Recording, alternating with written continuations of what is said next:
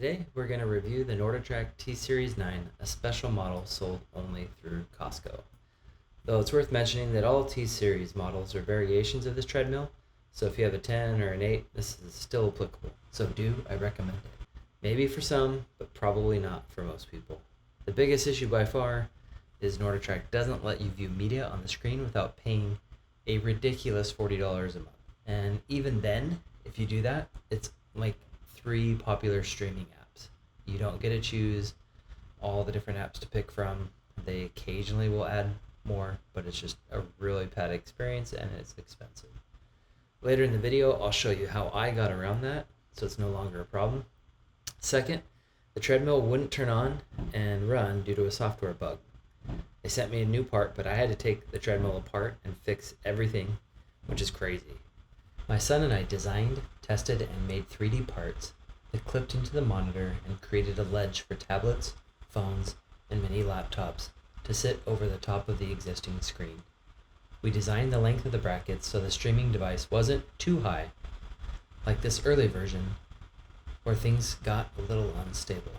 We made the bracket low enough to stabilize the device, while not blocking the very bottom of the screen of the actual treadmill, which is where the controls are accessed to get a workout started. If you're interested in a pair of these 3D printed brackets, check out fitmounts.com, where my son created a website to sell these brackets, and you'll save a lot because it's a substantial amount less than a yearly subscription from iFit. Now that we've been using it for 7 months, I have 3 positive and 3 negative takeaways. The first positive: the treadmill is well built for its price point. It feels solid and very sturdy. We considered walking pads in our search, but the few we tried out were very cheap feeling. The second positive is the responsive touchscreen. Having recently shopped for budget tablets for the use of this project, I was amazed at how slow many of them were. That is not the case with this treadmill. It is responsive and powered sufficiently. That is often not the case when screens are added to devices that have not traditionally had them. The third positive is the built-in fan. I honestly didn't even know when I bought it that this feature was in the product. But when the sweat is coming down, the fan does a great job of cooling you and making you feel almost like you're running outside. Moving on to the negatives. The first one is obvious, but the $40 per month fee to use a couple streaming apps and only view their workout videos was super deflating. While I fixed that with our FitMounts device mounts, it would have been better if NordicTrack wasn't so consumer unfriendly. The second con was no in-home repair. When the device didn't boot up, their solution was to ship me the part with no instructions and hope I could fix it. If that wasn't possible, I was likely going to have to return it to Costco, which would have been a real pain in the butt. The last negative is how bulky the treadmill is when it's installed and you want to try moving it around the home. We installed ours in the garage with plans to put a mini split air conditioner and use it there, but have since had a change of mind and decided to move it upstairs.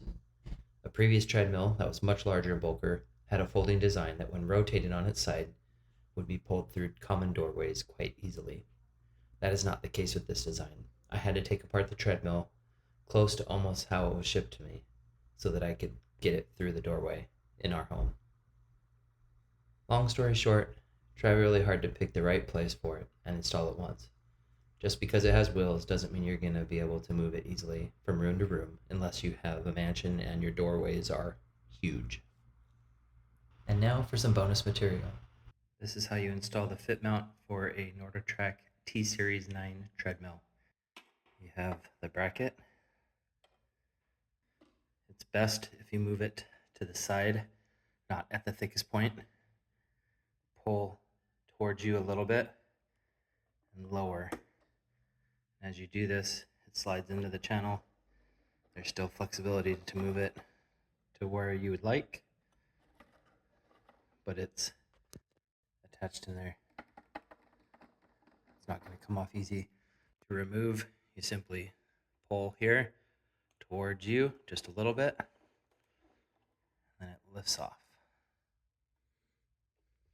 As mentioned earlier, we've linked all of the items in the video description below. Which, by the way, if you click on one of those links and buy something shortly after, I might get a small kickback at no cost to you. Also, there's a way to help small creators like myself via the Super Thanks button below this video. And lastly, it wouldn't be a video from the internet if I didn't ask for you to hit the subscribe button. At least my pleading was at the end of the video, so you didn't have to sit through that before getting the information you came for.